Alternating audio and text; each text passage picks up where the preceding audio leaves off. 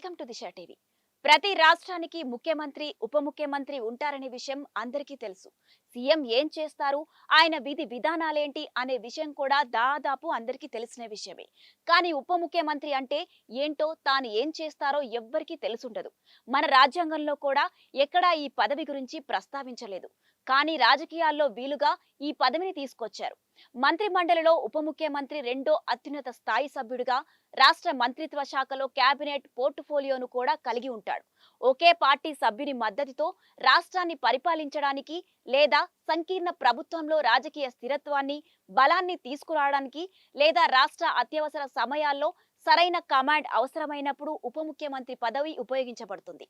ఉప ముఖ్యమంత్రి ముఖ్యమంత్రి లేనప్పుడు, లేక ముఖ్యమంత్రి విదేశీ పర్యటనలో ఉన్నప్పుడు, లేక విధులకు రాలేని పరిస్థితుల్లో పాలన ఆగకుండా ఉప ముఖ్యమంత్రి నిర్ణయిస్తారు. ఇంకో విషయం ఏంటంటే, ఉప ముఖ్యమంత్రి ఉంటే పరిపాలన సౌలభ్యం ఉంటుంది. ఉప ముఖ్యమంత్రికి సపరేట్ గా జీతపత్యాలు ఏమీ ఉండవు. మంత్రిగానే జీతం ఉంటుంది. ఉప ముఖ్యమంత్రి హోదాలో ఉన్న వ్యక్తి మంత్రిగానే ప్రమాణ స్వీకారం చేస్తారు. ముఖ్యమంత్రి ఉన్నప్పుడు ఉప ముఖ్యమంత్రి కేవలం మంత్రిగానే వ్యవహరిస్తాడు.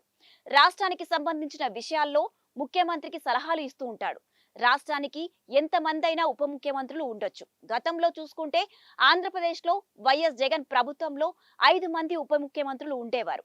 ఉప ముఖ్యమంత్రి పదవిని ఎవరికి ఇస్తారంటే, ఎవరైనా 2 లేక అంతకన్నా ఎక్కువ పార్టీలు కూటమిగా ఏర్పడి గెలిస్తే, అందులో ఎక్కువ మెజారిటీ వచ్చిన పార్టీ లీడర్ సీఎం గాను, ఆ పార్టీ గెలుపుకు ఎక్కువగా కృషి చేసిన పార్టీ లీడర్ ని ఉప ముఖ్యమంత్రిగా ఎన్నుకునే అవకాశాలుంటాయి.